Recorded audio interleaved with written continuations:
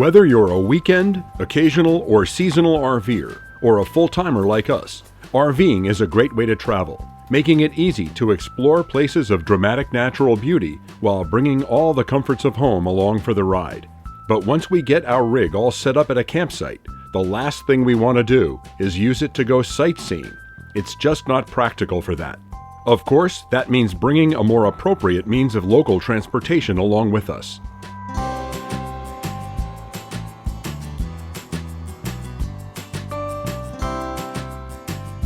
We've been towing our CRV with the same tow bar for over 13 years. When we recently mentioned to fellow RVing friends that we were planning a video about how to disconnect a tow bar, they asked why anyone would need any special knowledge for that. We explained that whenever the car is at an angle to the RV or parked facing downhill, it can be very difficult, if not impossible, to release the tow bar without two people and considerable effort. The sharper the angle between the car and the RV, or the steeper the hill, the more difficult it is. The release handle on the outside of the turn is no problem, but the handle on the inside can bind so badly that you can stand on it and it still won't release. When that happens, the only way to get the tow bar off is to have one person put the car in reverse and pull back hard, allowing the stuck arm to release.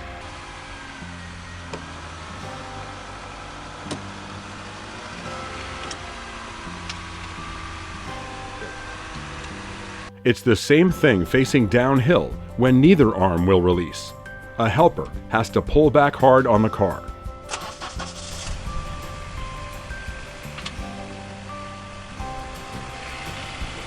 If I were alone, I'd be hard-pressed to get the car disconnected from the RV by myself. When we told our friends all this, they looked at us like we were crazy. They said their tow bar never binds at any angle or slope, and is a breeze for one person to handle. It turns out that the reason for this is they use a different brand of tow bar, a Roadmaster. By coincidence, Roadmaster is located right down the street from Tough Top Awnings, who we were on our way to visit.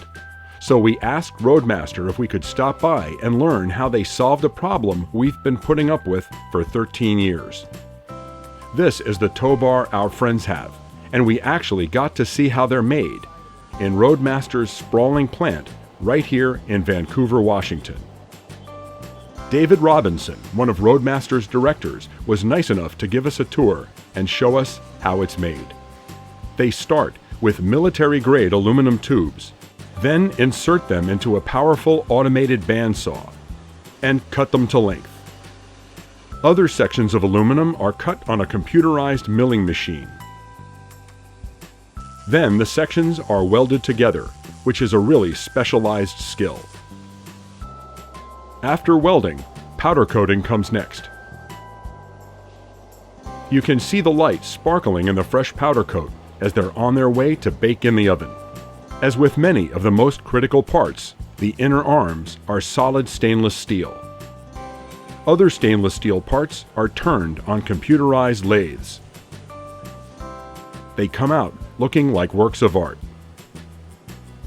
These beautiful custom fabricated components strike us as simultaneously elegant and incredibly robust.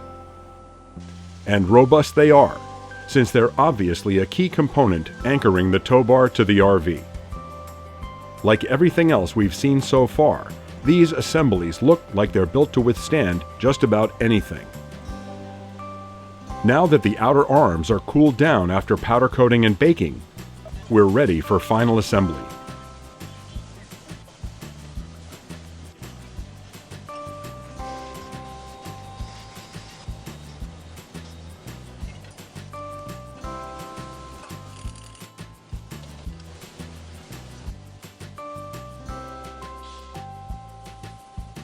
This is where the decals are applied.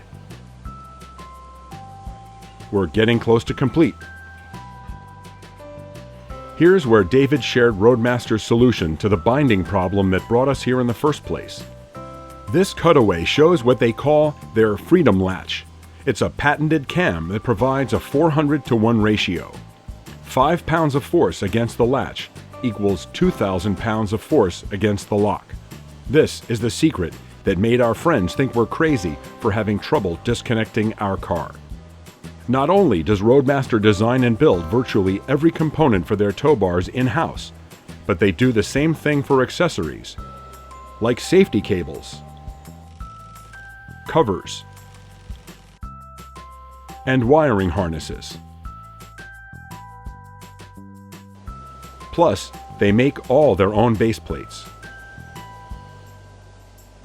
And they also do complete installations. So Roadmaster has asked us to try out one of their tow bars, to evaluate it for ourselves and see how it compares to our old one.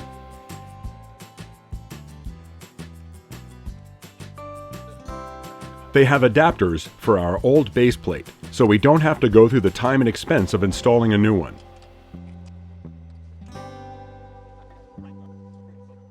We like the fact that the safety cables and power cord are routed through the built-in channel guides. It's a clean, uncluttered look, and they're better protected too. We've been putting our new tow bar through its paces for several weeks now, and so far, we're pretty impressed with the difference. We've purposely parked the car at the sharpest possible angle and on fairly steep downhill grades. So far, we haven't been able to make it bind, no matter how hard we've tried.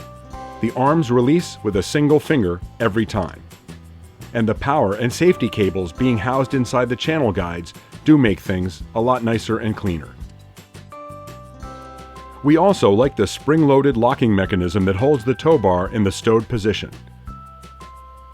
And hooking it up is just as easy. We'll be putting our new tow bar to the test over the coming months, and we'll report back with an update to let you know if it's as great as it seems. So far, so good. 0.9 amps on the controller display. Here comes the second panel, and the output climbs to about 20.9. With just 2 panels up, we've already seen a noticeable increase. As soon as we raise the third and final panel, output peaks at about 22.4 amps. That's a total increase of about 32.5%. It's like adding a fourth panel for just the price of the